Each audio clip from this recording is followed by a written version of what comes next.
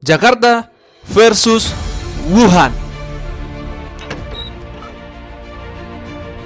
Pro kontra lockdown untuk hadapi corona semakin besar. Bahkan guru besar Fakultas Kedokteran Universitas Indonesia usulkan opsi lockdown Jakarta kepada pemerintah. Jadi bagi Anda dan saya,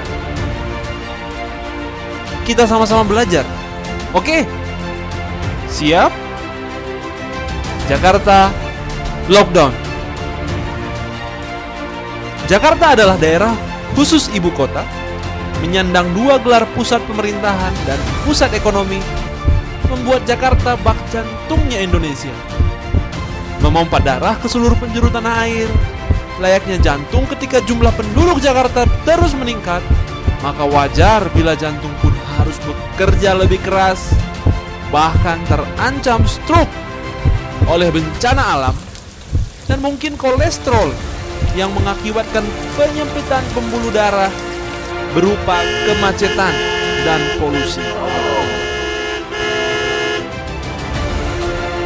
Kali ini, virus corona pun mengancam Jakarta dan penduduknya.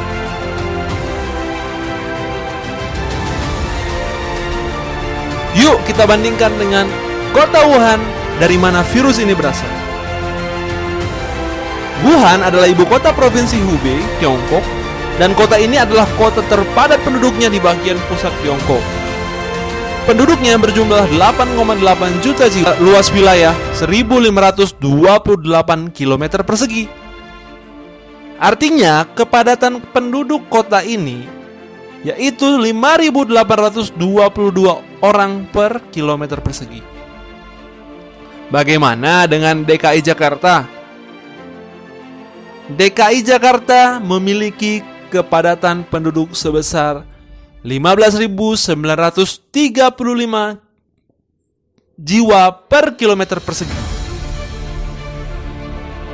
DKI kan yang provinsi, sedangkan kota Wuhan kan ya kota, gak sebanding dong.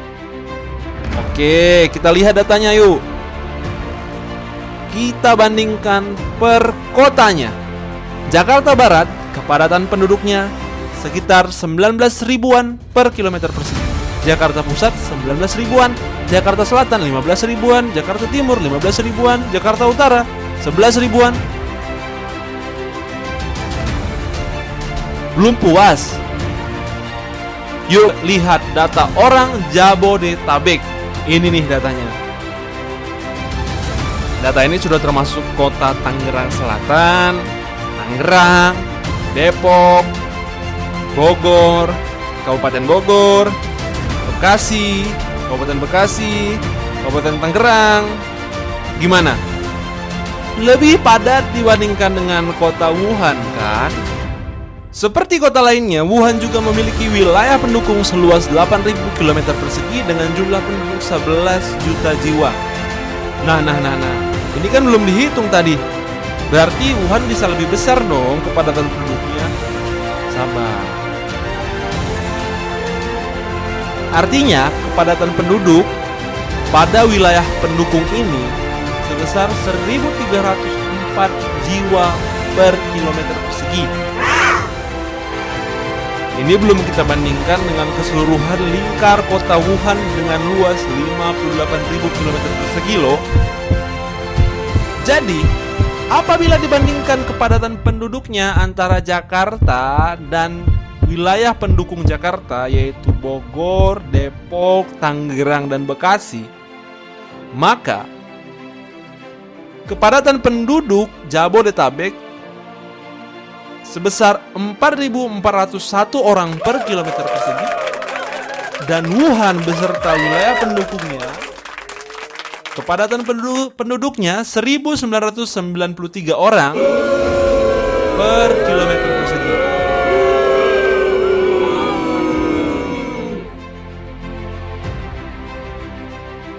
Udah jelas kan? Dari jumlah penduduk saja dan kepadatan penduduk berbanding dengan luas wilayah, terdapat perbedaan. Oke, kita lanjut dengan apa yang terjadi kepada Wuhan. Wuhan lockdown.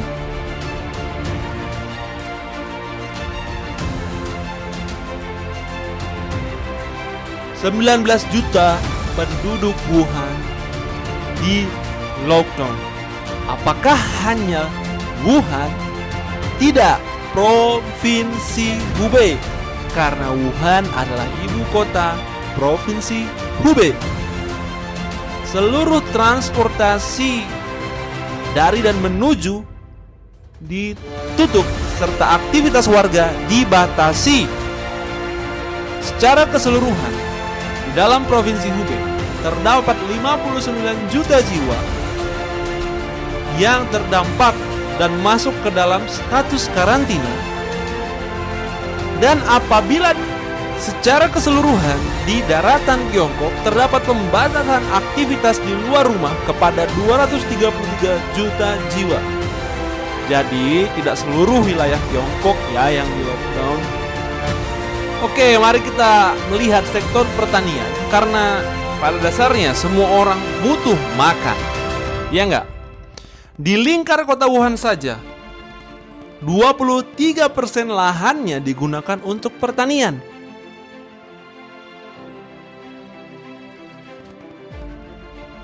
(23% dari 58.000 kilometer persegi. Bagaimana dengan Jakarta?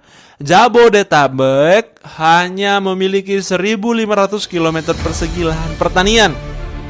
Itu tuh udah termasuk kota Tangsel, Bekasi, Bogor, Tangerang, Depok, DKI Jakarta, serta Kabupaten Tangerang, Bogor, dan Bekasi. Artinya hanya 19% lahan pertanian saja untuk 34 juta penduduk di Jabodetabek apabila lockdown. Emang cukup? Kan pemerintah sudah siapkan uang sesuai dengan perhitungan untuk 9 juta warga Jakarta sejumlah 4 triliun rupiah saja selama 14 hari karantina. Kalau ada uang tapi nggak ada barang, mau beli apa, geng? Tapi ya sudahlah, masih ada Bulog. Mari kembali ke Wuhan. 10 Januari 2020 tercatat korban meninggal pertama akibat COVID-19 dilaporkan, dan saat itu sudah ada 41 orang yang positif. Kemudian pada tanggal 22 Januari terdapat total 571 kasus positif di Tiongkok dengan korban meninggal sejumlah 17 jiwa. Sehingga pada 23 Januari 2020 pemerintah Wuhan menutup dan melockdown Wuhan. Dan tidak tanggung-tanggung, lockdown Wuhan selama 2 bulan. Setelah 2 bulan masa karantina, pada tanggal 18 Maret, setelah 2 bulan masa karantina, setelah hampir 2 bulan masa karantina, pada tanggal 18 Maret, akses keluar masuk Wuhan dibuka kembali. Dan saat ini tercatat di kota Wuhan terdapat 50.000 pasien positif dengan 2.524 jiwa meninggal akibat virus corona. Bagaimana dengan Jakarta? Depok membuka cerita COVID-19 di Indonesia pada tanggal 2 Maret 2020 dan dilaporkan 2 warganya terinfeksi virus corona. Hingga saat ini di Jakarta total 524 orang positif dengan 31 orang diantaranya sembuh dan 51 jiwa meninggal. Apa yang sudah dilakukan? Penutupan tempat hiburan, tempat rekreasi, pelarangan kegiatan yang menimbulkan keramaian, bekerja dari rumah, belajar dari rumah, beribadah dari rumah, imbauan menjaga jarak, menjaga kebersihan, dan menggunakan alat pelindung diri sudah dilakukan.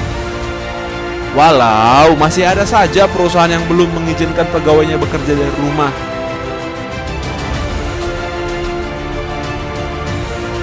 Dan sebagian pegawai negeri masih harus ke kantor untuk menjamin pelayanan kepada masyarakat. Ojek online, pedagang asongan, dan pedagang-pedagang kebutuhan pokok masih berjuang. Jadi pertanyaannya, kapan kita lockdown? Masyarakat harus tenang.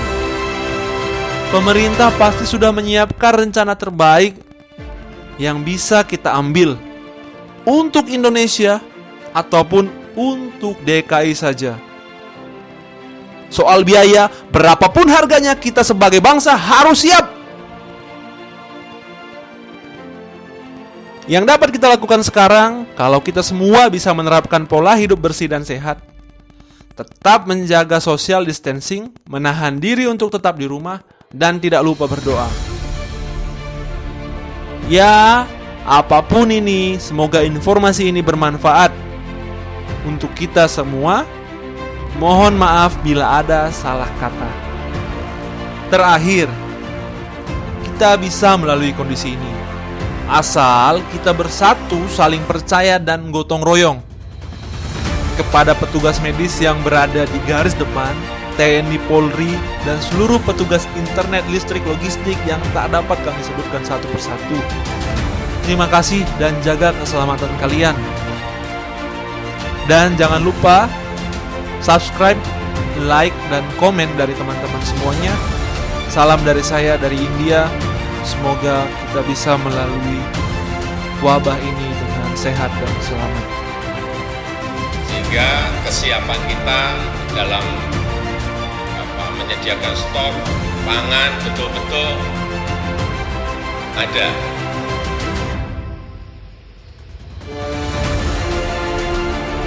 Kemudian kenapa ada yang bertanya kepada saya, kenapa kebijakan lockdown tidak kita lakukan?